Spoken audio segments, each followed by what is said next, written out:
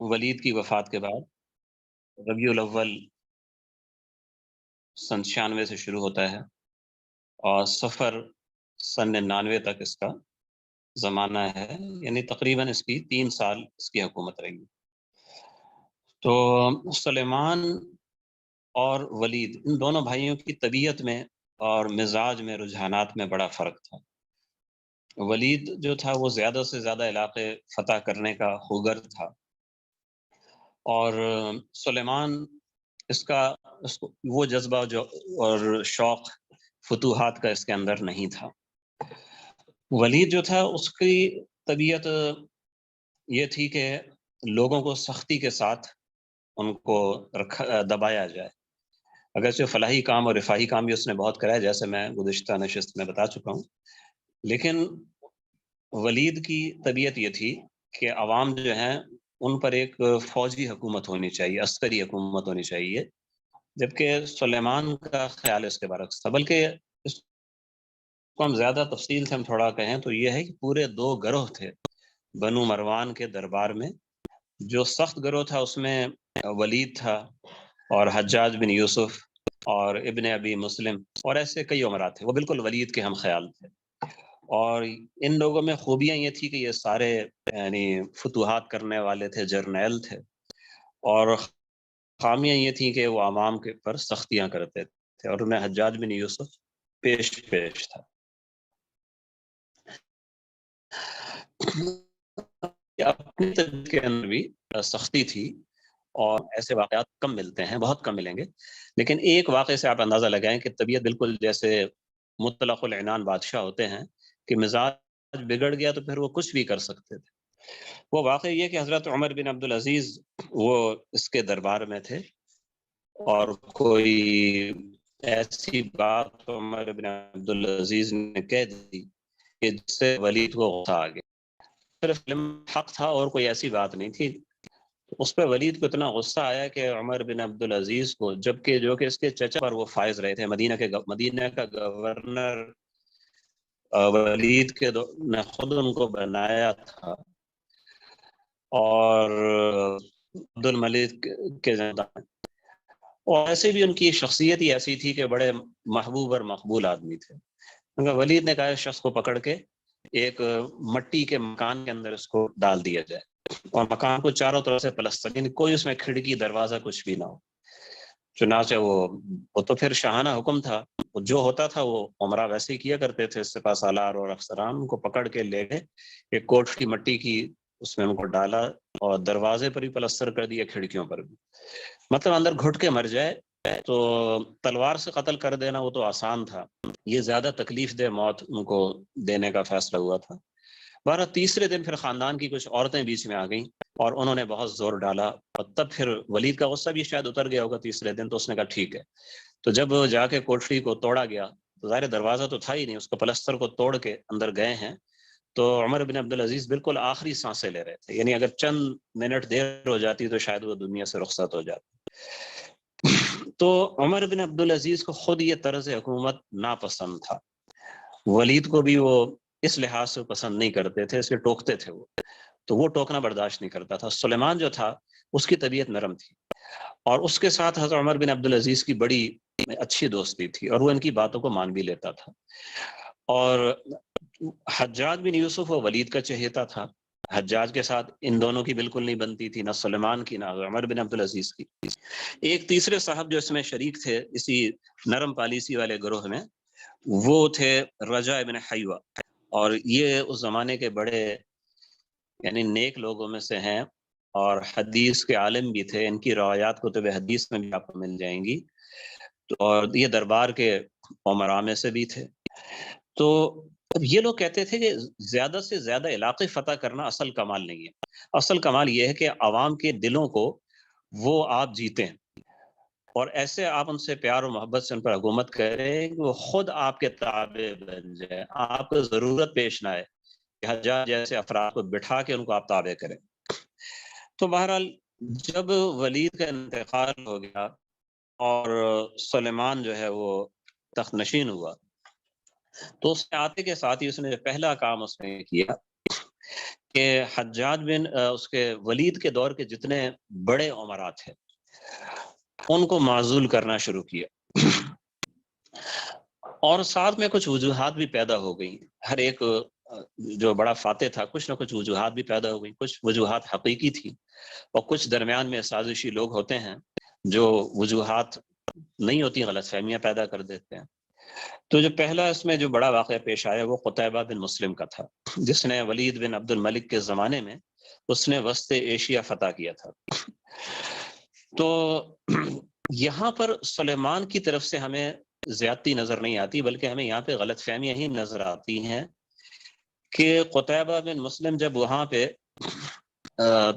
تھا اور سارا علاقہ اس کے کنٹرول میں تھا، تو بیچ میں اس کے ذہن میں کسی نے غلط فہمی ڈال دی کہ اب سلیمان آ گیا ہے جو ولید کا مخالف ہے اور ولید کے امراء کا بھی، اس کے نائبین کا بھی مخالف ہے، تو وہ تو آپ کو معزول کر دے گا، آپ کو ہٹا دے گا، جب کبھی سلیمان کی طرف سے کوئی حکم جاری نہیں ہوا اس کو ہٹانے کا۔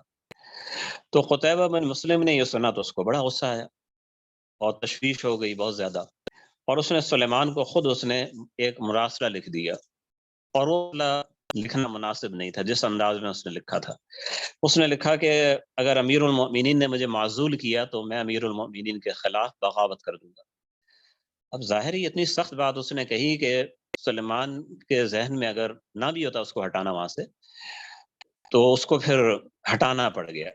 یعنی اس نے جب یہ پہلے تو اس نے اس کو اپنے خط میں اطمینان دلایا کہ میرا ایسا کوئی ارادہ نہیں ہے، میرا کوئی ایسا ارادہ نہیں، لیکن بات پھر بگڑ گئی اور اس نے بھی وہاں سے مطلب اعلان کر دیا کہ میں اب خلافت کے تابع نہیں ہوں، اور یہاں سے پھر سلیمان نے بھی اپنے طور پر انتظامات کیے اس پہ قابو پانے کے، تو فتوحات جو بجائے آگے جانے کی تھی وہ تو رک گئی، اور خلیفہ کے حامی اور خلیفہ کے مخالف ان کے درمیان پھر کشمکش ہوئی، اور اس کشمکش کا خلاصہ یہ کہ آخر میں قتیبہ کو شکست ہو گئی، اور جو خلیفہ کے وفادار تھے انہوں نے اس کا سر کاٹ کے دربار خلافت میں بھیج دیا۔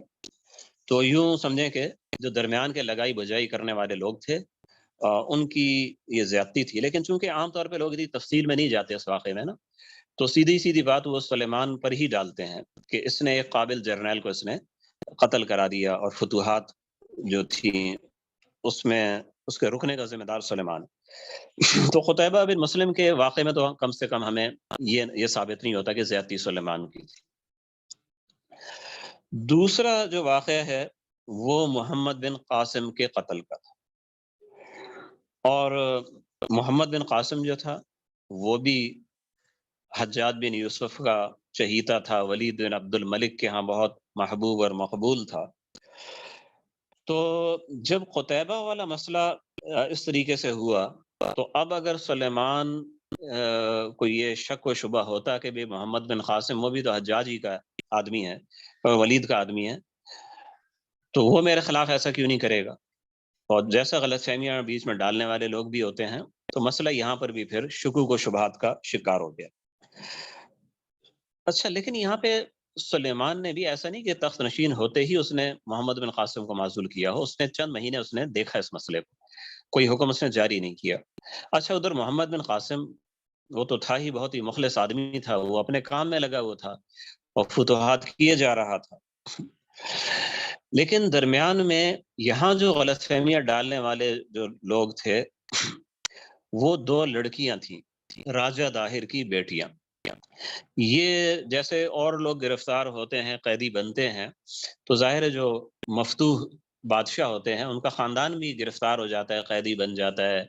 پھر جیسے اسلامی شریعت ہے کہ اگر آپ نے بزور شمشیر کو علاقہ فتح کیا ہے تو وہاں قیدیوں کے بارے میں آپ کو اختیار ہے، جو مسلمان حاکم ہے اس کو اختیار ہے، چاہے تو ان کو آزاد کر دے بغیر کچھ کیے، یعنی احسان کر کے آزاد کر دے، یا فدیہ لے کے آزاد کر دے، اور اگر وہ لڑائی کے قابل لوگ ہیں یعنی سپاہی ہیں لڑنے والے تو ان کو قتل کرنے کا بھی اختیار ہے، غلام اور باندی بنانے کا بھی، مردوں کو غلام بنانے کا اختیار ہے۔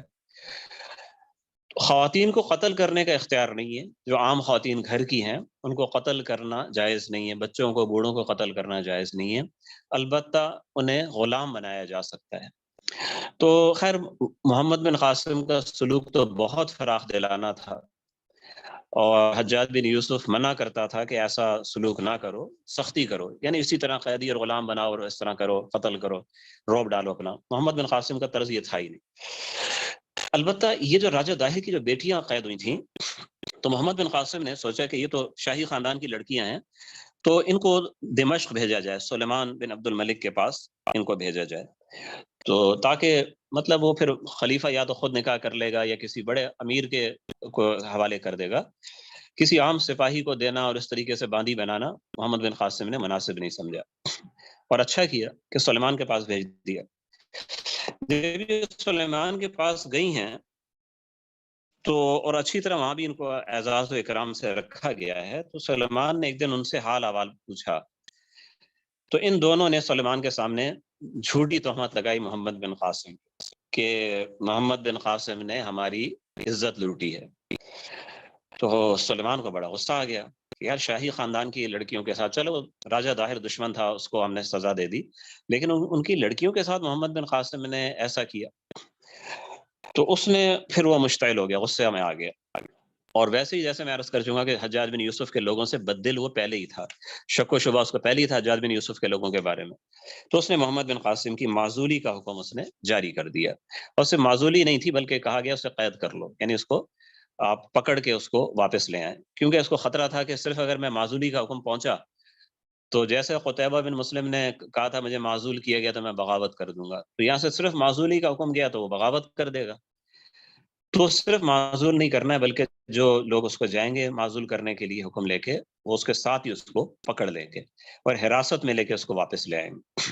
جب اپنی فوج سے وہ الگ ہو جائے گا تو پھر اس کا کوئی اختیار نہیں چلے گا۔ تو یزید بن ابی کبشہ ایک افسر تھا اور اس کو یہ حکم دے کے اس کو بھیجا گیا، تو جب یہ حکم پہنچا تو محمد بن قاسم اس وقت بالکل راجستھان کا جو اس وقت کا دارالحکومت تھا اودے پور، اس کے بالکل وہ سمجھیں کہ دروازے پر تھا وہ، تو بلکہ اودے پور تو وہ فتح کر چکا تھا، جو آگے جو دارالحکومت تھا قنوج جسے کہتے ہیں، قنوج قدیم نام ہے، پتہ نہیں اب آج کل اسے کیا کہتے ہیں اس کو، اس شہر کے دروازے پر تھا، حملہ کرنے والا تھا اگلے دن، یعنی حملہ تھا شہر پہ، تو اس سے پہلے وہ یزید بن ابی کبشہ آ گیا اور کہا کہ خلیفہ کا حکم ہے، آپ معزول ہیں۔ تو محمد بن قاسم نے کچھ بھی نہیں کہا، بس ایک اس نے شعر کہا، اضاعونی وای فتن اضاعو، مجھے ضائع کر دیا، اور کیسے جوان کو ضائع کیا۔ یہ حضرت مفتی شفیع صاحب رحمۃ اللہ علیہ، وہاں جب قیام پاکستان سے پہلے کا واقعہ ہے، جب اختلافات پڑ گئے تھے تو خود علماء دیوبند میں پاکستان کے حوالے سے پاکستان بنانا ہے نہیں بنانا ہے، تو حضرت مفتی شفیع صاحب رحمۃ اللہ علیہ اس وقت دارالعلوم دیوبند میں ہوتے تھے، اور دارالعلوم دیوبند کے اندر بھی یہ بڑی سخت کشیدگی پڑ گئی تھی، تو اس کشیدگی کی وجہ سے حضرت مفتی شفیع صاحب رحمۃ اللہ علیہ کو دارالعلوم دیوبند چھوڑنا پڑا، قیام پاکستان سے یہ 3-4 سال پہلے کی بات ہے۔ وہ دارالعلوم دیوبند چھوڑ کے پھر وہ تھانہ بھون آ گئے مفتی تھانوی رحمہ اللہ کی خدمت میں، اور سارے حالات حضرت تھانوی رحمہ اللہ کو پتہ لگے، تو حضرت تھانوی رحمہ اللہ نے اس وقت یہی کہا تھا، اضاعوا وای فتن اضاعوا۔ تو خیر یہ تو ایک جذبات کی شدت میں حضرت کے منہ سے نکلا، لیکن حضرت نے حضرت سے کام لیا، وہی فتاوی کا کام بہت ہی اعلیٰ درجے کا تھانہ بھون کے اندر بھی ہوتا رہا۔ خیر یہ تو جملہ معترضہ بیچ میں آ گیا، محمد بن قاسم نے اپنے آپ کو سرکاری سپاہیوں کے حوالے کر دیا اور اپنا جو چارج تھا چھوڑ دیا۔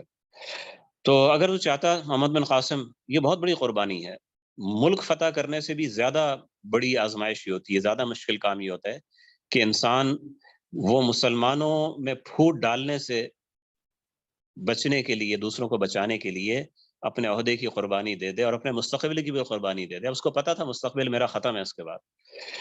اچھا پھر محمد بن قاسم کو یہ تو سلمان کے احکامات نہیں تھے کہ اس کو آپ نے ذلیل کرنا ہے، لیکن یہ وہ لوگ تھے جو حجاج بن یوسف سے ان کی مخالفت تھی۔ حجاج نے اپنے زمانے میں بڑے بڑے لوگوں کو قتل کرایا تھا، تو یزید بن ابی کبشہ جو تھا یہ ان متاثرین میں سے تھا، تو حجاج پر جو غصہ نکالنا تھا وہ تو نہیں نکال سکا، تو محمد بن قاسم پہ نکالا، تو بہت ہی اس نے اہانت کے طور پہ محمد بن قاسم کو جو بوری کا لباس ہوتا ہے وہ پہنایا، بڑی بڑی زنجیریں لگائیں جیسے کوئی قاتل ہوتا ہے، اور اس انداز میں اس کو وہاں سے محمد بن قاسم کو پکڑ کے واسط لے گئے، وہاں ایک قید خانے میں ڈال دیا۔ اچھا، وہاں جو قید خانے کا جو نگران تھا وہ تھا صالح بن عبد الرحمن، یہ ایک شخص تھا اور جس کے عقائد جو تھے خارجی نظریات وہ رکھتا تھا، اور اس کا ایک بھائی تھا وہ تو پکا خارجی تھا۔ چونکہ حجاج بن یوسف نے خوارج سے جنگیں لڑی تھیں، جیسا میں گزشتہ درس میں بتا چکا ہوں، ان جنگوں میں صالح بن عبد الرحمن کا جو بھائی کٹر خارجی تھا مارا گیا تھا۔ اس نے اپنے آپ کو ظاہر نہیں کیا کہ میں خارجی ہوں، اور حکومت میں عہدے حاصل کرتا کرتا یہاں تک پہنچا کہ پورا جو جیل خانہ تھا اس کے پاس تھا۔ تو جب محمد بن قاسم آیا تو اس نے وہ اپنے بھائی کا انتقام، جو حجاج پہ غصہ تھا، وہ بھی اسی پہ نکالا، اور اس کو بہت ہی اذیتیں دے کر اس کو وہاں قید خانے میں رکھا۔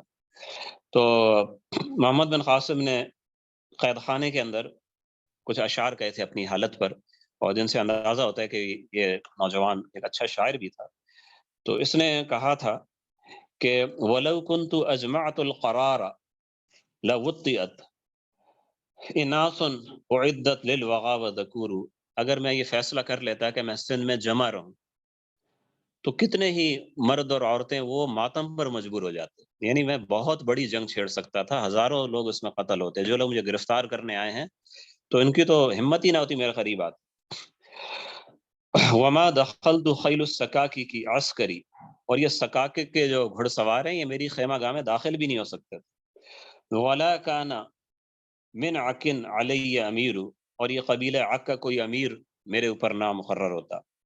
یعنی وہ جو حالات تھے وہ سارے اس نے وہ کہے، اور آخر میں کہا فیا لک دہر بالکرام عصور، ہائے زمانے تو کیسے کیسے شرفا کو ٹھوکرے مارتا ہے۔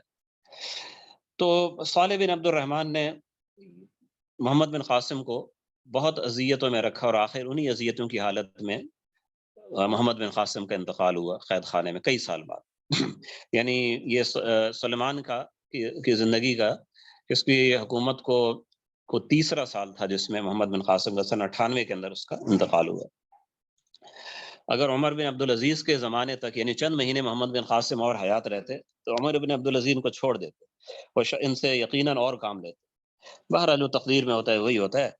اور مزید اس میں جو دکھ اور افسوس کی بات یہ ہے کہ جب محمد بن قاسم کی وفات کی اطلاع پہنچی دمشق، اور ان لڑکیوں کو بھی یہ خبر ملی جو داہر کی بیٹیاں تھیں اور وہاں پہ آرام سے رہ رہی تھیں، تو اب انہوں نے یہ بات ان کے منہ سے نکل گئی کہ وہ تو اس نے تو ہمارے ساتھ بھائیوں جیسا برتاؤ کیا تھا، ہم نے تو اپنے باپ کے قتل کا بدلہ لیا۔ تو یہ سلمان کو یہ پتہ لگا تو اس نے بہت افسوس کیا، لیکن اب افسوس سے کیا ہوتا ہے جب چڑیاں چھپ گئی کھیت۔ اچھا، اب تیسرا مسئلہ آتا ہے جو فاتحین ہیں اسپین کے، اندلس کے، موسیٰ بن نصیر اور طارق بن زیاد، یہاں بھی کوئی اسی طرح مسئلہ ہوا کہ موسیٰ بن نصیر کے بارے میں اور طارق بن زیاد کے بارے میں چونکہ ولید کے مقرب تھے، ان پر بھی سلیمان کو شک ہوا۔ تو اس نے سزا تو نہیں دی، لیکن اتنا یہ کیا، اس میں تھوڑی سی میں آپ کو منظر بتا دوں کہ جب ولید کے آخری ایام تھے تو اس نے موسیٰ بن نصیر اور طارق دونوں کو حکم بھیجا تھا کہ آپ دونوں دمشق واپس آ جائیں، اور مقصد تھا ان سے فتوحات کی کارگزاریاں سننا اور ان کو انعام و اکرام دینا وغیرہ۔ تو موسیٰ بن نصیر جو تھے وہ عبدالعزیز کو انہوں نے جو ان کا بیٹا تھا اس کو نائب بنا دیا، اور پھر وہاں سے وہ واپس چل پڑے۔ اب یہ جب دارالخلافہ پہنچے جمادی الاولیٰ سن 96 میں، تو جو ولید تھا وہ بہت سخت بیمار تھا۔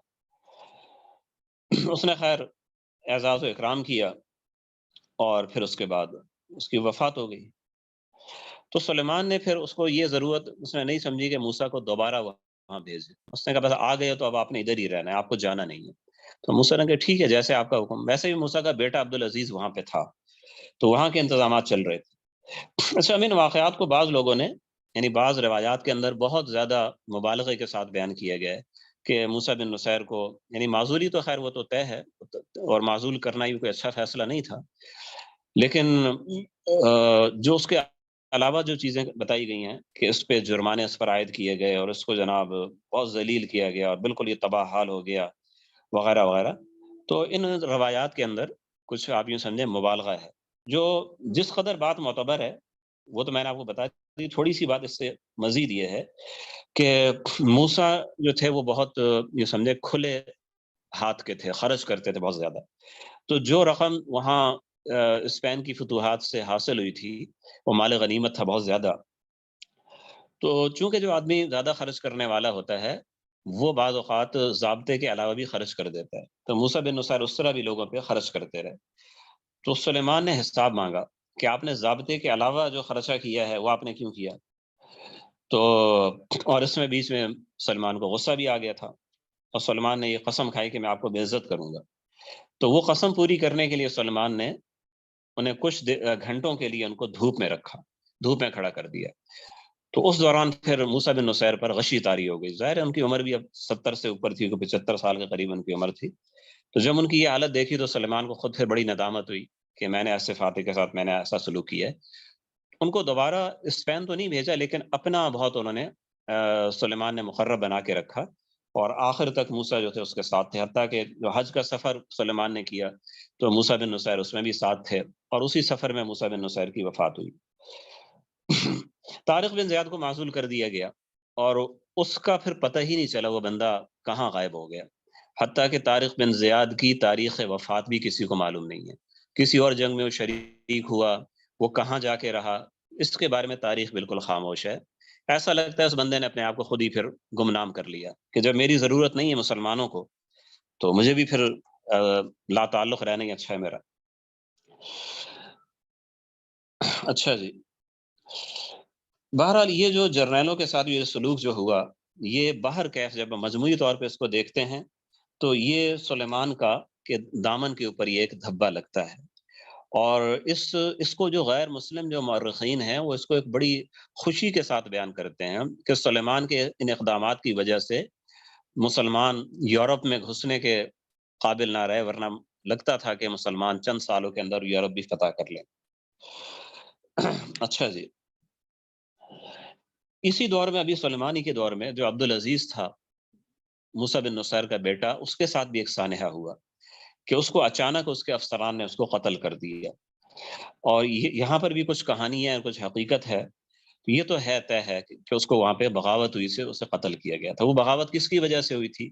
اس بات کا پورا امکان ہے کہ سلیمان نے خفیہ احکامات بھیجے ہوں کہ بھئی اس کو بھی نمٹا دو. اور کچھ اس بارے میں واقعات بھی ہیں کہ عبدالعزیز نے جو اسپین کا جو سابق بادشاہ تھا راڈرک، اس کی بیٹی سے نکاح کر لیا تھا اور وہ اپنے آبائی مذہب پر تھی، یعنی عیسائی تھی. تو اسلام میں اہل کتاب سے نکاح جائز ہے، اگرچہ اس کو کوئی قابل تعریف کام نہیں سمجھا گیا، اس کی کوئی حوصلہ افزائی نہیں کی گئی، بلکہ حضرت عمر فاروق رضی اللہ تعالیٰ عنہ تو منع کرتے تھے اس سے کہ ایسا نہ ہو کہ ان کے اخلاق اور عادات آپ کی اولاد کے اندر آ جائیں. انتظامی طور پر منع کرتے تھے. اور یہ بھی آگے تاریخ کا آپ کو یہ ایک سبق نظر آئے گا کہ مسلمانوں کے زوال میں اور تباہی میں باقاعدہ ایسی عورتوں کا بڑا دخل رہا ہے. اگر آپ چاہیں اسپین کی اگر آپ تاریخ دیکھیں یا عثمانی سلاطین کی تاریخ دیکھیں، چونکہ ان لوگوں کا زیادہ تر جہاد اہل یورپ سے ہوا ہے تو وہاں کی لڑکیاں بھی ان کے نکاح میں آتی تھیں، یعنی جو خاص طور پہ بڑے خاندانوں کی ہوتی تھیں تو ان کو باندی نہیں بناتے تھے، اعزاز کے طور پہ ان کو نکاح کر لیتے تھے اور ان کو اجازت دیتے تھے، ان کو مجبور نہیں کرتے تھے کہ آپ اسلام قبول کریں تو آپ سے نکاح کریں گے. تو وہ ایسی پکی ہوتی تھیں، اکثر ان میں سے بعض تو مسلمان ہوئی لیکن اکثر ایسی پکی ہوتی تھی اپنے مذہب پر کہ وہ بادشاہ کے نکاح میں جناب وہ ساری زندگی گزر گئی اپنے مذہب پر ہے. تو اب وہ اولاد کو تو خیر عیسائی نہیں بنا سکتی تھیں لیکن کچھ نہ کچھ وہ زہر ایسا وہ پھونکتی رہتی تھیں کہ آگے چل کے اس سلطنت کی جو بنیاد ہے خراب ہو جائے. ایسے بہت سے واقعات ہیں. ایک مصنف تھے، ان کی کتاب تھی، اس کا نام تھا بنات الصلیب، یعنی صلیب کی لڑکیاں، صلیب کی بیٹیاں. تو اس میں انہوں نے کہا کہ جب ایسی لڑکیاں جب اپنے ماں باپ سے رخصت ہوتی تھی، اب بادشاہ کے نکاح میں جا رہی ہیں، تو ماں باپ باقاعدہ، اور وہ ماں باپ بھی سیاسی لوگ ہوتے تھے، باقاعدہ ان کو ایک ایجنٹ کے طور پہ پوری ذہن سازی کر کے بھیجتے تھے کہ آپ نے وہاں پہ اس طریقے سے آپ نے کام کرنا ہے. اور بہت سارے واقعات مصنف نے نقل کیے اس میں. تو خیر عبدالعزیز نے جب اس لڑکی سے نکاح کیا تو نکاح کے ساتھ ہی اس بیوی کا یعنی بہت زیادہ اس کا سمجھے عاشق ہو گیا اور اس کی ایسی ناز برداری کرتا، اس کے نخرے اٹھاتا اور وہ کہتی کہ بھئی آپ وہ لباس پہنے جو ہمارے والد پہنتے تھے اور اس طرح. تو تو یہ وہ لباس اٹھا کے وہ عیسائیوں والا لباس بھی اس کے سامنے پہن لیتا اسے خوش کرنے کے لیے. اگرچہ عبدالعزیز یہ نمازی پرہیزی آدمی تھا, یہ نیک سیرت آدمی تھا, لیکن وہ کہتا ہے یہ گھر میں دیکھنے والا کون ہے, چلو تھوڑی دیر کے لیے ذرا ڈرامہ کر لوں تو کیا ہے, ذرا ٹوپی پہن لوں عیسائی بادشاہ کی, اس کا لباس پہن لوں تو کیا حرج ہے. اچھا, اب یہ جو چیزیں ہیں یہ بعض اوقات زیادہ برے طریقے سے مشتہر ہو جاتی ہیں. کسی باندی نے دیکھ لیا, کسی غلام نے دیکھ لیا اور اس نے جناب وہ بات آگے بڑھا دی, تو افسران فوج کے اندر یہ بات پھیل گئی کہ عبدالعزیز جو ہے وہ عیسائی ہو گیا. اور یہاں تک بھی بعض لوگوں نے یعنی کہا, جو بالکل غلط بات تھی, کہ وہ صلیب کے سامنے عبادت کر رہا ہے, ایسی باتیں بھی مشہور ہو گئی. تو بہرکیف انجام آخر میں یہی ہوا کہ افسران نے بغاوت کر کے اسے قتل کیا ہے. اب انہوں نے یہ چیز سلیمان کو بتائی تھی یا نہیں, یہ بات تو تاریخ میں نہیں ہے, لیکن امکان اس کا پورا ہے کہ انہوں نے پہلے سلیمان سے اجازت لی ہو کہ ہمیں یہ اطلاعات ملی ہیں, اتنے غلط کام یہاں پہ ہو رہے ہیں, اور اس نے کہا ٹھیک ہے مار دو. تو اس کو اس وقت مارا گیا جبکہ وہ نماز فجر پڑھا رہا تھا. اس زمانے کے عمرا وغیرہ نماز خود پڑھایا کرتے تھے. تو بہرحال یہ بھی ایک افسوسناک واقعہ ہے سلیمان کے زمانے کا. جہاں تک فتوحات کا تعلق ہے, جیسا میں عرض کر چکا ہوں کہ سلیمان کا اس کا مزاج ہی نہیں تھا فتوحات کا. اس کے اپنے جو شہزادگی کا جو زمانہ ہے, جو عام طور پہ جو فاتحین ہوتے ہیں نا, اگر آپ ان کے شہزادے ہونے کا زمانہ دیکھیں, ان کی نوجوانی کا زمانہ دیکھیں, تو آپ کو نظر آئے گا کہ انہوں نے پہلے بڑی بڑی جنگوں میں شرکت کی ہے, وہاں سے ان کی تربیت ہوئی ہے. تو سلیمان کی کوئی ایسی مثال ہم کو ایسی بھی نہیں ملتی کہ اس نے کسی جنگ میں شرکت کی ہو. البتہ اس نے جو تعمیراتی کام جیسے بنو امیہ کے تقریباً سبھی خلفاء نے کرائے تھے, تو وہ کام وغیرہ اس کے ہیں اپنی جگہ پر. ٹھیک ہے, وہ آپ تاریخ امت مسلمہ میں آپ دیکھ لیجئے گا. کچھ فتوحات اس کے زمانے میں کچھ ہوئی ہیں, جیسے یزید ابن محلب, اس نے طبرستان کو فتح کیا سن 97 میں, یہ مہم شروع 98 کے اندر ختم ہوئی. بہرحال اپنے آخری زمانے میں سلیمان کو یہ احساس ہو گیا کہ جو میرا دور ہے وہ تاریخ میں وہ قابل تعریف طور پر شاید نہ لکھا جائے فتوحات کے حوالے سے, جیسے میرے بھائی کا دور تھا. تو وہ پھر سوچنے لگا میں کوئی ایسی فتح کروں کہ میرا نام بھی بڑے فاتحین میں ہو. اب معلوم نہیں اس کا مشورہ کس نے دیا, بہرحال وہ اس نے طے کیا کہ میں قسطنطینیہ فتح کروں گا, جس کے بارے میں نبی پاک صلی اللہ علیہ وسلم کی جانب سے اس کی فتح کے لیے بشارت بھی ہے, اس کی ترغیب بھی ہے. اور اس کے لیے سب سے پہلی جو مہم گئی تھی عثمان رضی اللہ تعالیٰ عنہ کے زمانے میں گئی تھی, امیر معاویہ رضی اللہ تعالیٰ عنہ لشکر لے کے گئے تھے. دوسرا لشکر ظاہر ہے وہ فتح بھی نہیں ہو سکی, پھر دوسرا لشکر امیر معاویہ کے زمانے میں وہ یزید اور دیگر لوگ لے کے گئے تھے, اس میں صحابہ کرام بھی تھے, وہ بھی کامیاب نہیں ہوا. تو یہ ایک قرض سمجھتے تھے اپنے اوپر نا مسلمان کے, یہ کام ہم نے کرنا ہے. تو اس نے پھر بہت اس نے رقم خرچ کر کے ایک بڑا لشکر اس نے تیار کیا. اور اس زمانے میں ایک صورتحال اس لیے سازگار تھی کہ خود جو قسطنطینیہ ہے اس کے اندر آپس میں سیاسی چپقلش چل رہی تھی, اور وہ لوگ ایک سیاسی بحران سے بازنطینی گزر رہے تھے. تو ایسے میں حملے کی کامیابی کا امکان تھا. اب مسئلہ یہ تھا کہ سلیمان نے جو بڑے بڑے جرنیل تھے ان کو یا تو وہ ٹھکانے لگ گئے تھے, یا ٹھکانے لگا دیا تھا, یا فارغ کر دیا تھا, یا وہ گمنامی میں چلے گئے تھے. تو سلیمان کو یہ بات بھی سمجھ میں آ گئی کہ اب یہ سپاہیوں میں جوش و جذبہ پیدا نہیں ہو سکتا, مجھے خود نکلنا پڑے گا ساتھ. تو ایک طویل عرصے بعد ایسا ہوا کہ خود خلیفہ کسی مہم کے اندر نکلا ہے.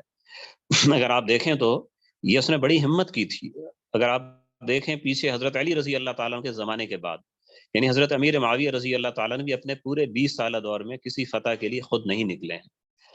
یزید تو خیر تھا ہی آرام پسند, اور اس کے بعد عبد الملک نے جو خانہ جنگیاں جو ہوئی اس میں تو خیر مصعب بن زبیر رحمہ اللہ سے لڑائی کے لیے تو خود گیا تھا.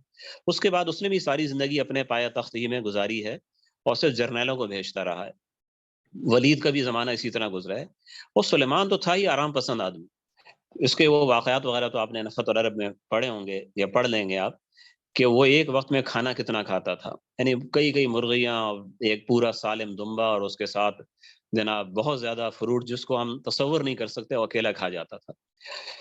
اور بننے سورنے کا بڑا عادی تھا, آئینے کے سامنے کھڑے ہو کے جناب اپنے آپ کو دیکھتا رہتا تھا، بناؤ سنگار کرتا رہتا تھا۔ ہاں، نمازی پرہیزی بھی بہت تھا، تہجد گزار تھا، اور نصیحت کی بات پر جب کوئی نصیحت علماء سے سنتا تھا، بزرگوں سے زار و قطار روتا تھا۔ وہ کچھ خوبیاں بھی تھیں اس کے اندر، لیکن جنگ والا آدمی تو تھا ہی نہیں۔ تو اس کی بہت بڑی ہمت تھی کہ اس آرام پسندی کے باوجود خود وہ لشکر کے ساتھ نکلا ہے۔ اچھا، تو یہ سن 98 کا واقعہ ہے۔ اچھا، اس کے اندر پورا جو دمشق کا دربار تھا پورا، وہ سارے درباری، افسران، اہل و عیال، بیوی بچے، سب کو لے کے جناب چھوٹے بچوں تک کو لے کے نکلا ہے۔ بولیے یہ لشکر چلتے چلتے چلتے یہ ایشیائی کوچک جو یعنی موجودہ ترکی، جس کو اناتولیا بھی کہا جاتا تھا، اس ترکی میں ظاہر ہے ترکی سے آپ گزریں گے تو پھر آپ قسطنطینیہ پہنچیں گے نا۔ تو وہاں پر ایک دابق نامی ایک جگہ ہے ترکی میں، وہ اس کو انہوں نے اپنی چھاونی بنایا، اور یہاں پر ایک قلعہ تھا، وہاں پر اس نے قیام کیا۔ فوج اور دوسرے لوگ جو تھے وہ خیموں کے اندر ٹھہر گئے، بھئی یہ ہمارا ہیڈ کوارٹر ہے، اور یہاں سے پھر فوج آگے جائے گی۔ تو یہ اس نے اچھا کیا کہ خود فوج لے کے نہیں گیا، اگر خود تو یہ اس قابل ہی نہ تو اس کا ایک بھائی تھا مسلمہ بن عبد الملک۔ بنو امیہ کے اندر اس سے زیادہ جنگجو آدمی کوئی نہیں گزرا، بہت قابل آدمی تھا، بہت بہادر آدمی تھا، عبد الملک کا لڑکا تھا، اور نیک سیرت بھی تھا۔ اس کو جناب وہ لشکر دیا، وہ کہا کہ آپ جاؤ، اور اپنے جو نا ایک دو بیٹے بھی ساتھ بھیجے جو نوجوان تھے، ان کو ساتھ بھیج دیا۔ اب اس کے بعد جناب ایسا ہوا کہ موسم بڑا شدید آ گیا، اور یہ لوگ خیر وہاں پہنچے ہیں، اور وہاں جا کے انہوں نے قسطنطینیہ کا محاصرہ کیا ہے، جنگ بڑی زبردست شروع ہوئی ہے۔ اور ایک رومی سیاست دان تھا، لیون اس کا نام تھا، اس نے مسلمانوں کو پہلے بتا دیا تھا کہ آپ آئیں گے تو میں آپ کی مدد کروں گا اور حملہ کامیاب ہوگا۔ جب مسلمان وہاں پہنچ گئے تو لیون کے اس کے ارادے بدل گئے، اور اس نے جناب جو قسطنطینیہ کے لوگ تھے، چونکہ وہاں سیاسی بحران چل رہا تھا، بادشاہ کون بنے گا، وہ آپس میں سمجھے قسم کی خانہ جنگی تھی اندر ہو رہی تھی۔ تو لیون نے ان کو کہا کہ بھئی آپ مجھے بادشاہ بنا لو تو میں مسلمانوں کو بگا دوں گا۔ ادھر سے جیسے کہتے ہیں ڈبل کراس کیا نا، مسلمانوں کو کہا کہ آ جاؤ، میں آپ کے لیے دروازے کھول دوں گا، اور مسلمان آ گئے تو ان سے کہا کہ آپ مجھے بادشاہ بناؤ، مسلمانوں کو بگا دوں گا۔ انہوں نے اس کو اس زمانے پہ بادشاہ بنا دیا، جو اس وقت جو قیصر تھا اس کو ہٹا دیا۔ جب یہ بادشاہ بن گیا تو اس نے پھر کہاں مسلمانوں کے لیے دروازے کھولنے تھے اور ان کے لیے کوئی ان کو مدد دینی تھی۔ چنانچہ قسطنطینیہ، اس کی فصیل ایسی ہے، اور اس کو سمندر نے، اگر آپ استنبول کو نقشے میں دیکھیں کس طریقے سے سمندر نے گھیرا ہوا ہے، کہ صدیوں سے اس پر کوئی حملہ کامیاب نہیں ہوا۔ بہرحال مسلمہ بن عبد الملک نے بھی فیصلہ کیا ہوا تھا کہ میں نے اس کو فتح کر ہی کے جانا ہے۔ ادھر سے پیچھے سے دابق سے جو چھاونی تھی وہاں سے یعنی مسلسل اونٹوں پر اور خچروں پہ سامان رسد برابر پہنچ رہا تھا۔ مزید یہ کہ مسئلہ میں نے ادھر ادھر زمینیں بھی اس نے کاشت کروا دی، تو یعنی غذا جو ہمیں ملتی رہے۔ بہرحال جب تک موسم معتدل تھا تب تک تو یہ لڑائی جاری رہی، لیکن وہاں کا جو موسم ہے ترکی کا اور قسطنطینیہ کا، وہاں تو بہت زیادہ سردی پڑتی۔ وہ اور یہ لوگ تھے سارے معتدل موسم کے عادی تھے، یا گرم علاقوں کے لوگ تھے، وہ اس موسم کے اندر یہ برداشت نہیں کر سکے اس کو۔ برف باری اتنی زیادہ ہوئی کہ مسلمانوں میں سے جناب سینکڑوں تو برف باری سے جاں بحق ہو گئے، اور لشکر کی اکثر جو سپاہی تھے بیمار پڑ گئے۔ جناب مویشی ان کے برف باری سے ہلاک ہو گئے، برف باری نے راستہ بھی بند کر دیا، نہ یہاں سے خوراک و رسد پہنچ رہی تھی، اور کوئی اطلاع بھی نہیں پہنچ رہی تھی پیچھے۔ تو گویا کہ اب سلمان بیچارہ پیچھے پریشان تھا کہ میرے عزیز رشتہ دار اور بیٹے اور بھائی بھی ادھر ہیں، اور خود بیمار پڑ گیا، موسم کی سردی یہاں بھی زیادہ تھی، اس موسم کی سختی سے خود بیمار پڑ گیا۔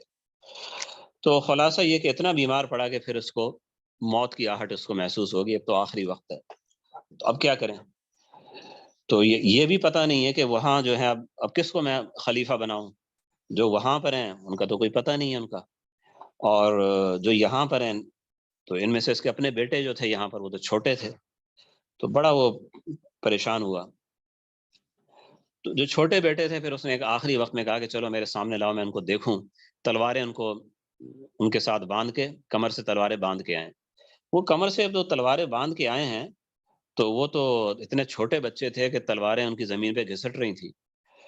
تو پھر وہ سلیمان نے اس وقت میں ایک شعر پڑھا، ان بنی صبیۃ صغار قد افلح من کان لہ کبار، کوئی میرے بچے تو یہ کم عمر ہیں، تو کامیابی کو پہنچا وہ شخص جو ایسے حالت میں مرے کہ اس کے بیٹے بڑے ہوں۔ تو حضرت عمر بن عبدالعزیز وہ بھی اس وقت پاس میں تھے، اس کے مشیر تھے، سلیمان کی پوری خلافت میں اس کے مشیر رہے ہیں۔ تو انہوں نے کہا کہ امیر المومنین، اللہ تعالیٰ تو یوں فرماتے ہیں قد افلح من تزکا وذکر اسم ربہ فصلی۔ فلاح یہ نہیں کہ انسان مرے تو بیٹے بڑے ہوں، فلاح تو یہ ہے کہ انسان وہ اپنے آپ کو سنوار لے، نیک کام کرے اور رب کا ذکر کرے، نماز کی پابندی کرے، یہ فلاح پانے والے ہیں۔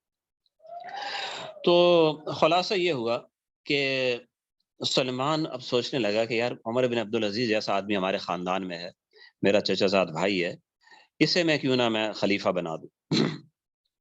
تو رجا ابن حیوہ سے پھر الگ مشورہ کیا عمر بن عبدالعزیز کے پیٹھ پیچھے۔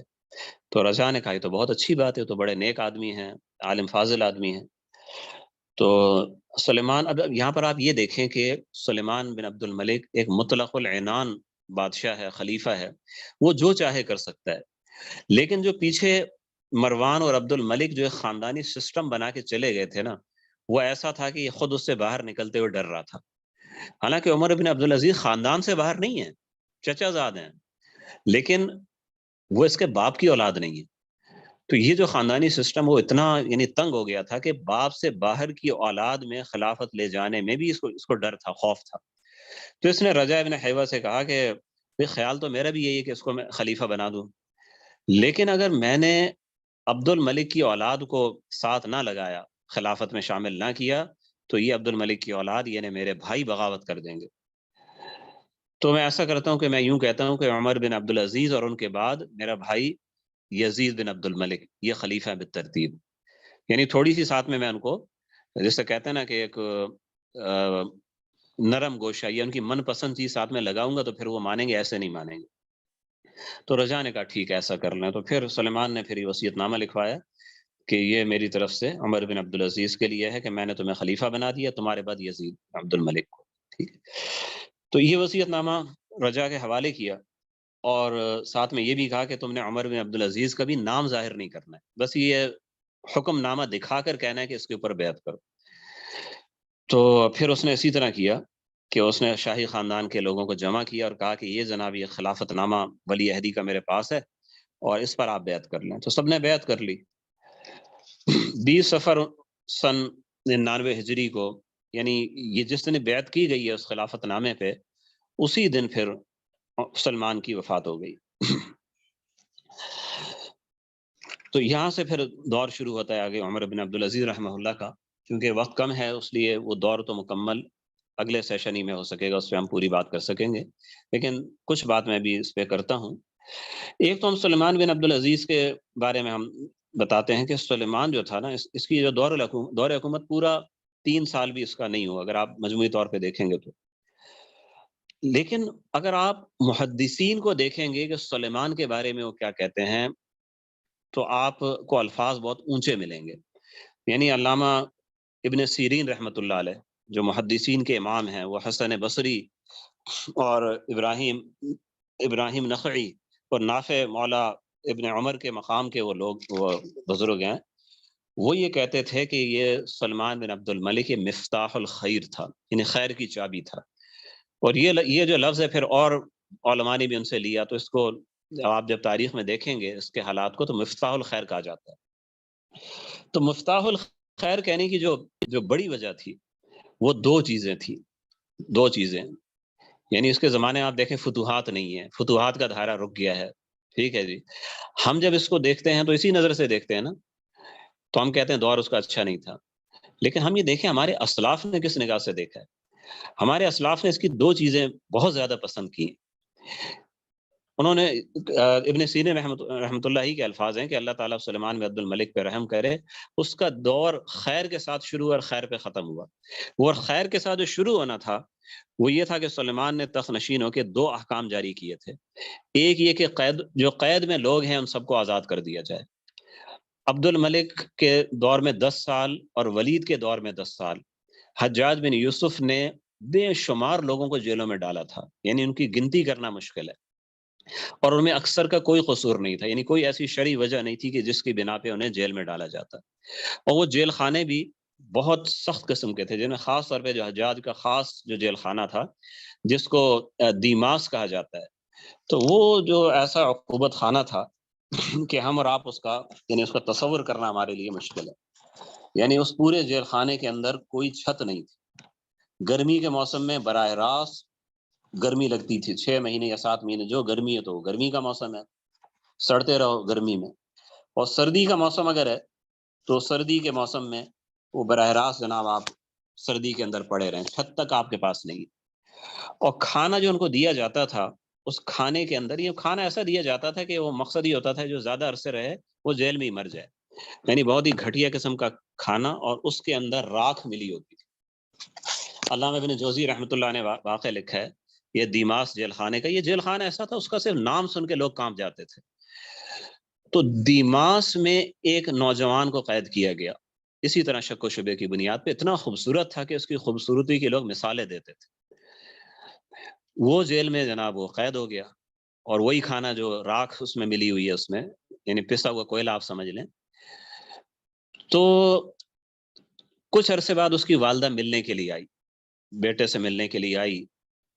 وہ جب نوجوان والدہ کے سامنے آیا تو بالکل وہ حبشی کی طرح سیاہ تھا، جسم کے لحاظ سے بھی کمزور. تو وہ پہچان ہی نہیں سکی یہ میرا بیٹا ہے. جب اس نے غور سے دیکھا اور بیٹے نے کوئی بات کی اور ماں نے پہچانا ہی میرا بیٹا ہے، تو صدمے کی وجہ سے وہیں گر کے مر گئی. تو یہ صورتحال تھی. تو وہ جتنے قیدی تھے نا، سلیمان نے سب کو آزاد کر دیا. اور دوسری چیز جو اس پچھلے 20 سالہ دور کے اندر چلی آ رہی تھی، ہم اور آپ اس کا تصور نہیں کر سکتے، اس دور کے اندر بھی تصور نہیں کر سکتے. وہ اتنی خطرناک چیز تھی. اور یہ چیز آپ کو تاریخ کی کتابوں میں نہیں ملے گی، یا ملے گی تو کم. آپ کو یہ ملے گی حدیث کی کتابوں میں. بخاری شریف کی روایت میں انس بن مالک رحمۃ اللہ علیہ رضی اللہ تعالیٰ عنہ، وہ حجاج کے زمانے کا حال دیکھ کے کڑتے تھے بہت زیادہ. تو یہ جو چیز تھی یہ تھی نمازوں کے اندر کوتاہی، اور نمازوں کے وقت کو لیٹ کرنا، خاص طور پہ جمعہ کی نماز کو، اور اس کو اتنا تاخیر کرنا کہ وہ بعض اوقات یوں سمجھے کہ سورج غروب ہو جاتا تھا. اور ان حضرات کی، ان بنو مروان کے جو خطبات ہے، وہ خطیب خود حاکم ہوتا تھا. حجاج جہاں پر ہے وہ خود کرتا تھا، کہیں اس کے نائبین کرتے تھے. اور اس کے اندر وہ پوری تفصیل بتا رہے ہیں کہ ہمارا لشکر ادھر سے گیا، ادھر گیا، یہ کیا وہ کیا. پورا آپ سمجھیں کہ وہ جمعے کا جو ایک پورے ہفت روزہ اخبار ہے پورا سناتے تھے وہاں، اور اپنے حکمرانوں کی تعریف میں مبالغے کرنا وغیرہ وغیرہ. تو بعض اوقات نماز قضا ہو جاتی تھی. حافظ ابن حجر رحمہ اللہ نے کئی اسناد سے جب یہ حدیث آتی ہے نا انس میں مالک رضی اللہ کی بخاری شریف میں، کہ اب تو کوئی چیز بھی نبی صلی اللہ علیہ وسلم کے زمانے کی باقی نہیں رہی، صرف نماز رہ گئی تھی، مگر اس نماز کو بھی بدل دیا گیا ہے، یعنی اس کو بھی ٹائم پہ نہیں پڑھا جا رہا. تو اس کے نیچے حافظ ابن حجر نے کئی اسناد سے فتح الباری میں یہ چیزیں لکھی ہیں. مثلا وہ واقعات لکھے ہیں کہ ادھر خطبہ چل رہا تھا، ادھر نماز کا یعنی عصر کا ٹائم داخل ہونے والا تھا، تو ہم نے فلاں فلاں صحابی فلاں فلاں تابعین کو دیکھا. جو راوی بتاتا ہے کہ وہ چونکہ پہلی صف میں تھے، وہ اشارے سے نماز پڑھ رہے ہیں. اشارے سے نماز، اب آپ جانتے ہیں کہ جو شخص صحیح و سالم ہو اس کی تو اشارے سے نماز نہیں ہوتی، لیکن بعض اوقات جو اضطرار ہوتا ہے، اضطرار اکراہ، وہ بھی انسان کے لیے عذر بن جاتا ہے. اب یہاں پہ اکراہ یہ تھا کہ اگر آپ نے کھڑے ہو کے نماز شروع کر دی تو آپ کی جان کی خیر نہیں، آپ کی جان کی خیر نہیں، یا تو قتل کر دیے جائیں گے. اور ادنا درجہ یہ کہ بہت سخت قید، وہ دیماس کا قید خانہ آپ کا منتظر ہے. یا پھر کوڑے ہیں، اور کوڑے بھی ایسے ہیں 10-20 کوڑے، 100 200 300 کوڑے. تو اتنی شدید سزا ہے تو اکراہ بن جاتی ہے، اضطرار بن جاتا ہے. تو اضطرار کی حالت میں پھر وہ اشاروں سے نماز پڑھے ہوتے تھے. میں آپ کو ایک واقعہ سناتا ہوں، کتب حدیثی کا واقعہ ہے. یزید ابن نعامہ ایک شخصیت ہے محدثین میں سے، جن کو بعض نے صحابی کہا ہے اور بعض نے تابعین کہا ہے. تو صحیح ہے کہ وہ تابعی تھے، لیکن وہ اتنے بڑے تابعین میں سے تھے، یعنی صحابہ کے زمانے کے بہت قریب کے لوگوں میں سے تھے. تو وہ ان کی روایت ہے کہ حسن بصری رحمہ اللہ سے وہ بار بار وہ کہتے تھے کہ بھئی ہم اتنے بے بس ہو گئے، اتنے مظالم کے اوپر بھی ہم کچھ نہیں بول پا رہے، نماز کے اوپر بھی کچھ نہیں بول پا رہے. تو نماز میں تمہیں بولنا چاہیے بھائی نماز ٹائم پہ پڑھایا کرو. تو حسن بصری وہ کہتے تھے بھائی تم کچھ بھی نہیں کرو گے، بس تم اپنے آپ کو، اپنی جان یعنی ان کے حوالے کر دو گے، ان قتل ہو جاؤ. تو اس میں ایک واقعہ ہے، اور یہ واقعہ جو ہے یہ مسند ابو یعلا میں لکھا، مسند ابی یعلا، اور جلد نمبر 2 صفحہ 536، اور صحیح سند کے ساتھ موجود ہے کہ ایک بار جو بصرہ کا حاکم تھا حجاج بن یوسف کا، وہ نائب تھا حکم بن ایوب۔ حکم بن ایوب نے جمعے کا خطبہ طویل کیا، جیسے حجاج اور اس کے عمراء کی عادت تھی، اور طویل ایسا ہوا کہ وہ اسی طرح غروب آفتاب کا، یعنی جمعے کا خطبہ اندازہ کریں، عصر کا ٹائم تو داخل ہو چکا ہے، عصر کا ٹائم بھی ختم ہو رہا ہے، اب مغرب کا ٹائم شروع ہونے والا ہے، اور جمعے کا خطبہ ابھی تک ختم نہیں ہوا۔ تو اب ان سے یزید بن عامہ جو تھے ان سے بالکل برداشت نہیں ہوا، اب انہوں نے کھڑے ہو کے، یعنی حسن بصری نے ان کو منع کیا تھا ایسا نہیں کرنا ہے، لیکن اب انہوں نے کہہ دی، آواز لگا دی، نماز نماز، یعنی پڑھو بھائی، نماز کا ٹائم نکل گیا ہے، اور اب آپ کیا کر رہے ہو؟ تو سپاہی تو کھڑے ہوتے تھے ایسے لوگوں کی خبر لینے کے لیے، تو جناب وہ داڑھی پکڑی، گریبان سے گھسیٹا، اور ان کے پیٹ پہ جو تلواروں کے دستہ ہوتا ہے، ان کو لاٹھی کی طرح کے پیٹ پہ مارا، یعنی بالکل بندے کا حشر نشر کر کے پھر گھسیٹ کے لے گئے۔ اب کس کو لے کے جا رہے ہیں؟ یعنی اتنے بڑے تابعی کو، محدث کو، اور حکم بن ایوب کے سامنے۔ حکم بن ایوب خطبہ دے رہا تھا، یہ تماشا دیکھ کے رک گیا، بھائی کیا ہو رہا ہے، میرے خطبے میں دخل دینے والا کون ہے؟ تو اس نے پھر غصے سے کہا، بھی تم پاگل ہو، تمہارا نماز کی آواز تم لگا رہے ہو تو یہ پاگل پن ہے تمہارا، ہم نماز ہی تو پڑھ رہے ہیں، مطلب یہ کہ خطبہ جو ہے یہ بھی تو نماز ہی کی طرح ہے۔ اب آپ یہ تعویلات دیکھیں ذرا کہ دین کے اندر کیسی تحریف ہو رہی ہے، کہ اس خطبے کو اس کو نماز قرار دے رہا ہے۔ خیر یہ تابعی انہوں نے دیکھیں جو کلمہ حق بلند کیا، لیکن ایسا نہیں کہ اگلے کو اشتعال ہے، بڑے انہوں نے شائستگی سے کہا کہ اللہ تعالیٰ آپ کا بھلا کرے، کیا قرآن سے افضل کوئی کلام ہے؟ اس نے کہا نہیں۔ اس نے کہا اللہ آپ کا بھلا کرے، اگر کوئی آدمی پورا دن قرآن پڑھتا رہے تو کیا نمازوں کی جگہ یہ تلاوت کافی ہو جائے گی؟ تو اب وہ سمجھ گیا، آگے پورا صغرا کبرا مل گیا، سمجھ آ گیا کہ جب قرآن جو اللہ کا کلام ہے وہ بھی آپ پڑھتے رہے تو نماز کے بدلے کافی نہیں ہے، تو حکم بن ایوب تو انسان ہے اور وہ تقریر کر رہا ہے، تو اس کا کلام کیا وہ اللہ کے وہ نماز کے برابر ہو جائے گا؟ تو جواب تو وہ نہیں دے سکتا تھا، اس نے بس اتنا ہی کہا، جیسا کہ لوگ اہل حق کو کہتے ہوتے ہیں، پاگل ہے، پکڑو اسے۔ اچھا جی، اچھا اب جو آس پاس جو نمازی تھے نا، ان کے اندر تابعین کرام کئی بیٹھے ہوئے تھے، تو بعض صحابہ کرام بھی ان میں بیٹھے ہوئے تھے، اور جیسے میں نے عرض کیا کہ استرار کی حالت تھی، استرار کی حالت میں انسان مجبور ہوتا ہے، شریعت بھی رخصت دیتی ہے اپنے آپ کو ہلاکت میں نہ ڈالے، اور انہوں نے سمجھے عزیمت پہ عمل کر دیا کہ ہلاک ہو جاؤں تو ہو جاؤں۔ تو ان حضرات نے ان کو بچانے کے لیے نا وہ بھی کہنے لگے کہ یا امیر یہ پاگل ہے، یا امیر یہ مجنون ہے، یعنی یہ پاگل ہے، اس نے جو کہا ہے اس کو چھوڑ دو آپ، اس پہ تو کوئی حد یا کوئی ایسی سزا جاری نہیں ہونی چاہیے۔ تو خیر اس کو یزید ابن نعامہ کو گرفتار تو کر لیا گیا، چھوڑا تو نہیں گیا، لیکن پھر حکم بن ایوب نے حجاج کو خط لکھا، اور خط لکھ کے پوچھا کہ بنو زبا خاندان کا ایک شخص جمعے کی نماز میں کھڑا ہوا، جمعے کے خطبے میں کھڑا ہوا، اور بیچ میں کھڑا ہو کے وہ کہتا تھا کہ الصلاۃ الصلاۃ، تو مجھے کچھ نیک لوگوں نے، عادل گواہوں نے یہ شہادت دی کہ یہ پاگل ہے، تو آپ کا کیا حکم؟ تو حجاج نے جواب میں لکھا، بھی اگر عادل لوگ شہادت دیتے ہیں کہ یہ پاگل ہے تو چھوڑ دو، اور اگر ایسا نہیں ہے تو اس کے دونوں ہاتھ کاٹو، دونوں پاؤں کاٹو، اس کی آنکھیں پھوڑ دو، اور سولی پہ لٹکا دو۔ یہ میں آپ کو کتب حدیث کی روایت بتا رہا ہوں، اور یہ ان امیر حجاج کا کام ہے نماز کا کہنے پہ، کہ جن کو آج لوگ بڑے فخر سے حجاج بن یوسف امیر ثقفی رحمہ اللہ کا کہا جاتا ہے۔ اب اس کے بعد خیر ان کو چھوڑ دیا گیا، چونکہ بہت سے لوگوں نے گواہی دے دی نے پاگل ہے، چھوڑ دیا۔ اچھا کچھ مدت گزر گئی تو یزید ابن نعامہ کا کوئی عزیز فوت ہو گیا، قبرستان میں ان کو دفن کیا، اور تدفین کے بعد جیسے کھڑے ہو کے اللہ کا ذکر کرتے ہیں، یا بلکہ وہ تذکیر کر رہے تھے، آخرت کی فکر دلا رہے تھے، لوگ جمع تھے جیسے غمزدہ ہوتے ہیں، ایسے موقع پہ نصیحت زیادہ اثر کرتی ہے۔ تو یہ باتیں چلی رہی تھیں، ان کا وعظ مختصر سا وہ چل رہا تھا، کہ اتنے میں جناب وہ آواز ہوئی کہ امیر صاحب آ گئے، امیر صاحب آ گئے، دیکھا وہی امیر حکم بن ایوب گھڑ سواروں کے ساتھ آئے، لوگ سارے بھاگ گئے وہاں سے، یعنی ایسا خوف ہوتا تھا ان لوگ، تو یہ وہیں پہ کھڑے رہے، تو وہ ان کے سر پہ آ کے پہنچ گیا، اور کہا کہ بھئی باقی لوگ بھاگ گئے، تم کیوں نہیں بھاگے؟ یعنی مقصد یہ میری دہشت ہونی چاہیے، تمہیں بھاگنا چاہیے تھا، کیوں نہیں بھاگے؟ تو اس نے کہا جی اللہ تعالیٰ آپ کا بھلا کرے، میرا دامن جو ہے نا کسی گناہ سے آلودہ نہیں ہے، اور مجھے حسن زن ہے، امید ہے کہ آپ کے سائے میں مامون ہوں، یعنی ایک بڑی پیاری سی شائستہ سی بات کی. تو وہ چپ ہو گیا، اور ہو سکتا تھا ابھی چلا جاتا کہ ایک سپاہی نے پہچان لیا اور اس نے کہا کہ امیر آپ نے ان کو پہچانا کون ہے؟ وہ افسر تھا، اس نے پہچان لیا، پہچانا یہ کون ہے؟ امیر نے کہا میں نے تو نہیں پہچانا کون ہے. اس نے کہا یہ تو وہی بندہ ہے جس نے نماز کی آواز لگائی تھی. تو حکم نے کہا اچھا بھائی بڑا جری آدمی ہے تو، یہ آپ سمجھ گئے یہ پاگل تو نہیں، یہ تو لوگوں کو واعظ و نصیحت کر رہا تھا، یہ تو کوئی خاص اچھا خاصا عقلمند عالم فاضل آدمی، پکڑ دو بھائی اس کو. اور پکڑ کے یہ اس نے رحم کیا کہ حجاج کو اطلاع نہیں دی. اگر حجاج کو پتہ لگتا تو ہوتا حکم وہی تھا اس کا کہ جناب ہاتھ پاؤں کاٹ کے آنکھیں پھوڑ کے سولی دینی ہے. تو رحم کیا اس کے ان کے اوپر، 400 کوڑے لگوائے اور 400 کوڑے لگوا کے جیل میں ڈال دیا. اور جب سن 96 تک 95 تک یہ اسی جیل کے اندر یہ رہے. تو زندگی تھی زندہ واپس نکل آئے، ورنہ تو وہاں جا کے نکلنے والے خوش قسمت ہی ہوتے تھے. تو یہ جناب آپ اندازہ کریں کہ اس زمانے میں سختی کتنی زیادہ تھی، آج کے دور میں بھی آپ اس کا تصور نہیں کر سکتے. ٹھیک ہے.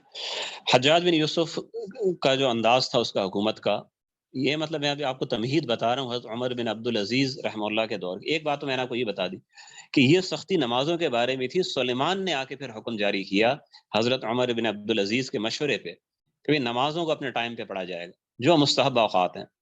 تو یہ پورے عالم اسلام میں ایسی خوشی کی لہر دوڑ گئی کہ آپ اندازہ نہیں کر سکتے. یعنی آپ جانتے ہیں نمازی کو نماز کی اجازت ملے کتنی بڑی خوشی ہوگی. یعنی میں سوچتا ہوں بعض اوقات کی ایسی سختی تو وہ امریکہ میں بھی نہیں ہے، اسرائیل میں بھی نہیں ہے. کیا زمانہ تھا. لیکن وہ اللہ تعالیٰ کی طرف سے یہ ایک سمجھے اس میں ہمیں ہر چیز دکھائی گئی ہے.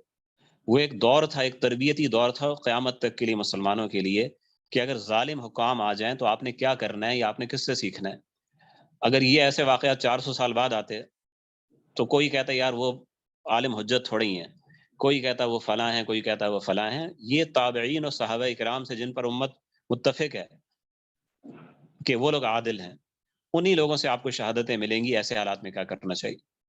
تو آپ کو دیکھیں رخصت کی بھی آپ کو نظر آ گئی اور آپ کو عزیمت بھی آپ کو نظر آ گئی. تو یہ تو سلمان بن عبد الملک کی یہ اقدامات تھے جس کی بنا پہ محدثین اور ہمارے اسلاف اس کو مفتاح الخیر کہتے تھے. ٹھیک ہے. اچھا تھوڑی سی بات میں آپ کو حجاج بن یوسف کا ذرا بتا کر پھر میں درس ختم کرتا ہوں. آگے پھر عمر بن عبدالعزیز کا رحمہ اللہ پہ مستقل درس ہوگا انشاءاللہ اگلا. کہ حجاج بن یوسف جو تھا اس کا جو تصور وہ یہ تھا کہ حکمران کی جو اطاعت ہے نا وہ فرض عین ہے، اور اگر کوئی فرض عین سے ہٹتا ہے تو مرتد ہو جاتا ہے، اور مرتد کی جو شرعی سزا ہے اس کے اوپر جاری ہوگی. تو حجاج بن یوسف کے الفاظ ہیں، اور یہ الفاظ بھی کہاں پر ہیں؟ سنن ابو داؤد کے اندر. وہ کہتا تھا اللہ کی قسم، اس نے تقریر کے اندر کہا مسجد میں کہ اللہ کی قسم اگر میں لوگوں سے یہ کہوں واللہ لو امرت الناس، اگر میں لوگوں کو حکم دوں ان یخرجوا من باب من ابواب المسجد کہ وہ مسجد کے اس دروازے سے نکلیں، فخرجوا من باب آخر، لوگ مسجد کے اس دروازے سے نکلنے کے بجائے وہ فلاں دروازے سے نکل جائیں، تو لحلت لی دماؤہم و اموالہم، تو ان لوگوں کے مال اور ان کے اموال اور ان کی جانیں وہ سب میرے لیے حلال ہیں. میں ان کو قتل کرا سکتا ہوں، میں ان کے گھر بار لوٹ سکتا ہوں. یعنی جو کافر حربی اور مرتد کے ساتھ جو سلوک ہوتا ہے میں وہ کر سکتا ہوں، اور کرتا بھی تھا ایسے. ظاہر اب اتنی چھوٹی چھوٹی باتوں سے کون بچ سکتا ہے، تو انسان سے غلطی ہو ہی جاتی تھی، تو پھر وہ سزائیں ملا کرتی تھی. تو یہ وہ دور تھا کہ یہ وہ چیزیں تھیں جس کی وجہ سے حضرت عمر بن عبدالعزیز اپنے اس سارے دور میں، عبد الملک کے دور میں اور اس طرح ولید کے دور میں بڑے عہدوں پر رہے، لیکن حجاج سے انتہائی نفرت کرتے تھے. چنانچہ وہ واقعہ بھی ہے کہ حجاج جب حج کرنے کے لیے وہ آ رہا تھا، اور حاجیوں کا یہ انداز ہوتا ہے جو خاص طور پہ شمال کی طرف سے آتے تھے، ترکی سے جو آتے ہیں یا شام سے آنے والے، تو مدینہ پہلے پڑتا ہے، پہلے مدینہ میں وہ کچھ دن گزارتے ہیں، روزہ رسول پہ حاضری دیتے ہیں، مسجد نبی نمازیں ادا کرتے ہیں، پھر آگے وہ مکہ کی طرف جاتے ہیں.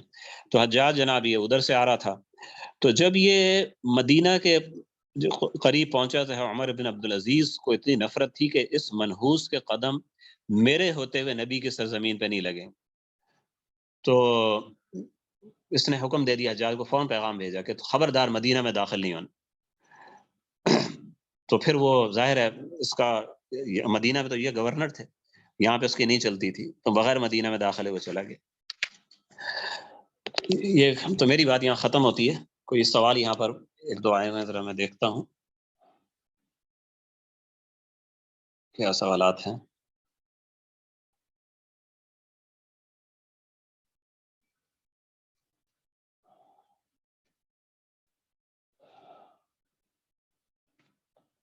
کن کن بھلائیوں پہ ختم ہوا دور؟ وہ بھلائی حضرت عمر بن عبدالعزیز کو خلیفہ بنانا تھا. جس بھلائی پہ ختم ہوا وہ بھلائی یہ تھی کہ عمر بن عبدالعزیز، اب حضرت عمر بن عبدالعزیز ویسے خلیفہ نہیں بن سکتے تھے ان کے ضابطے کے مطابق، تو ساری نیکیاں حضرت عمر بن عبدالعزیز کی جو ہیں وہ سلمان کے کھاتے میں بھی جا رہی. تاریخ کے حوالے سے کتب کے نام بتا دیں. اب تاریخ کی تو بہت ساری کتابیں، میں آپ کوئی موضوع ایسا کہیں، اگر عام کتابیں اگر آپ کہتے ہیں تو پھر وہ تاریخ طبری ہے، لیکن وہ علماء کے لیے ہے، ٹھیک ہے، اس میں روایات بہت زیادہ ہیں، روایات کا جنگل ہے پورا. اس طرح طبقات ابن سعد ہے، تاریخ طبری، انصاب الاشراف، یہ جو دوسری تیسری صدی ہجری کی کتابیں ہیں یہ زیادہ علماء ہی کے لیے ہیں. اس کے بعد پھر آ جاتی ہیں وہ تاریخیں جن میں اسناد حذف کر کے ان کو لکھا گیا ہے. ویسے تو میں یہ سمجھتا ہوں وہ بھی علماء، اور وہ علماء جو تعویل کو سمجھنے والے ہیں اور اصول تاریخ سمجھنے والے ہیں، انہی کے بس کا کام ہے. پھر بھی بتا دیتا ہوں جو مشہور تواریخ ہیں، الکامل فی التاریخ ہے، اور اس کا اردو ترجمہ میں نے نہیں دیکھا. البدایہ والنہایہ ہے، سب سے مشہور تاریخ ہے ہماری، اور اس کا ترجمہ بھی اس کا موجود ہے. اور اس طریقے سے ابن خلدون ہے، اس کا ترجمہ بھی موجود ہے. سوال یہ کہ جی یہ اتنا بڑا مجمع جو ہے اس نے کلمہ حق بلند کیوں نہیں کیا؟ دیکھیں کلمہ حق جو ہے وہ ایک پہ خروج مل کے کھڑے ہوتے ہو تو کھڑے ہوئے تھے. دیر جماجم کے اندر کتنی بڑی جنگ ہوئی تھی، آپ مزید تفصیل تاریخ میں دیکھیں، اس سے زیادہ کیا کر سکتے تھے. اس سے پہلے واقعہ حرہ یزید کے خلاف ہوا تھا، وہ کتنی بڑی جنگ تھی. لیکن بات یہ ہے کہ یہ ضروری نہیں ہے کہ وہ جنگ میں آپ کامیاب ہو جائیں. چنانچہ یہ جو 2 3 4 5 خروج ہوئے ہیں، پھر خوارج بھی خروج کرتے رہے، یہ سارے خروج ناکام ہوئے. اور وجہ یہ تھی کہ بنو امیہ کی، بنو مروان کی فوجی طاقت بہت بڑی طاقت تھی. اگر ایک علاقے میں خروج ہوتا تو 4 5 صوبوں سے لشکر آ جاتے تھے. تو اس لیے پھر علماء نے جو مل کے جو فیصلہ کیا ہے نا اس بارے میں، وہ یہی کیا ہے کہ آپ خروج کے لیے شرائط انہوں نے پھر رکھی ہیں، اور اس کے اندر امت ہی کی مصلحت مد نظر تھی. اور اس پہ چاروں ائمہ کا، ہمارے جو ائمہ اربعین کو اتفاق ہے کہ خروج کے لیے پہلی شرط یہ ہے کہ وہ حکمران سے کفر بواح ظاہر ہو، کھلم کھلا کفر ہو.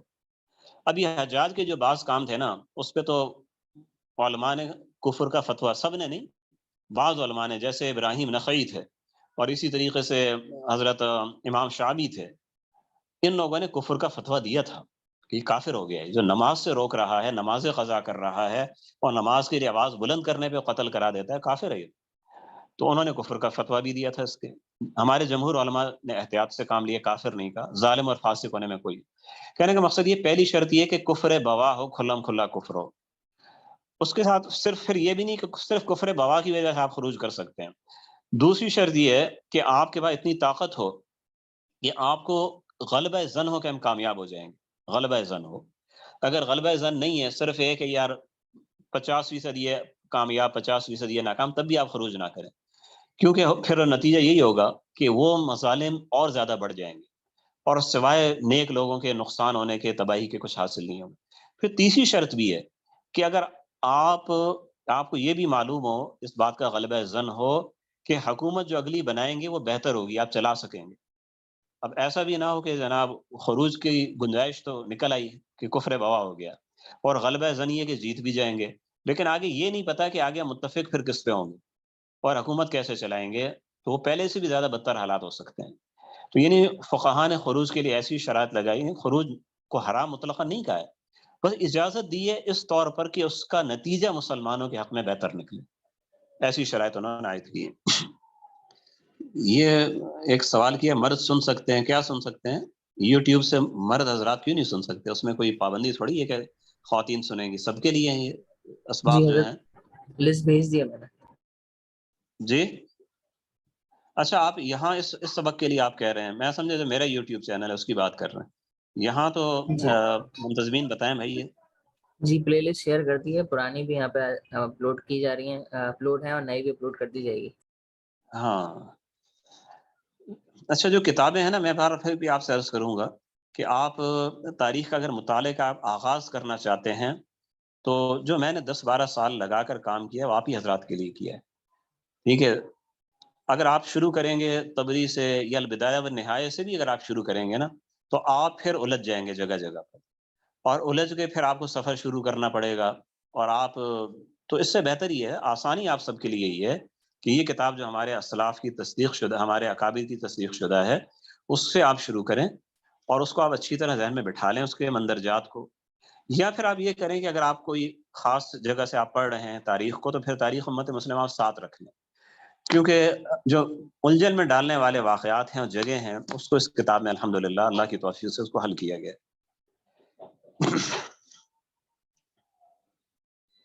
میری کتاب کا نام خلفائے اسلام نہیں ہے، یہ لکھا تاریخ خلفائے اسلام. اچھا یہ وہ ہے یوٹیوب ہے اس کا آپ نے دیا، ٹھیک ہے. تاریخ اسلام پہ کام چل رہا ہے ابھی، اس کی 4 جلدیں وہ مارکیٹ میں ہیں، اور 5ویں انشاءاللہ اللہ نے چاہا تو وہ ختم ہو جائے گی اس سال، اللہ نے چاہا مکمل ہو جائے گی پھر اس کے شائع کرنے کی.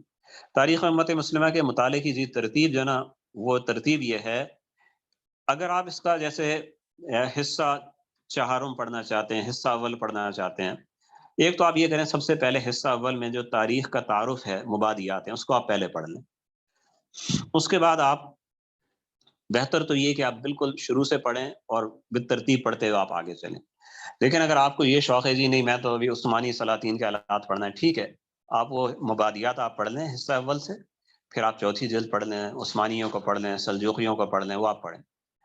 لیکن اگر آپ حصہ دوم اگر آپ پڑھنا چاہتے ہیں جو صحابہ کرام کے حالات ہیں اور مشاجرات کے حالات ہیں، اور عبداللہ بن زبیر اور ان سے پہلے حضرت امیر معاویہ یزید وغیرہ کے حالات، وہ ساری ابحاث جو ہے نا وہ نازک ابحاث ہیں جو تحقیق کا تقاضا کرتی ہیں. اس کے لیے تحقیق کے اصول پڑھنا ضروری ہے، تو وہ تحقیق کے اصول حصہ دوم کے شروع میں ہیں.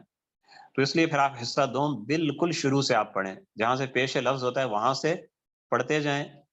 پہلی بار اس کو آپ کو 2 بار پڑھنا پڑے گا، پہلی بار آپ صرف متن پڑھتے ہوئے جائیں، پھر دوسری بار آپ اس کو پڑھیں تو اس کے حواشی کو بھی ساتھ میں پڑھتے ہوئے جائیں.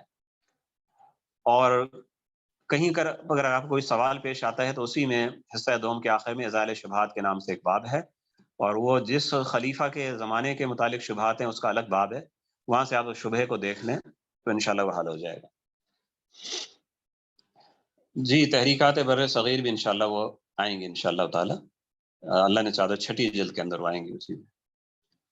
تو بس اب نماز کا ٹائم قریب ہے، ہم اختتام کرتے ہیں مجلس کا. السلام علیکم ورحمۃ اللہ. وعلیکم السلام ورحمۃ اللہ وبرکاتہ.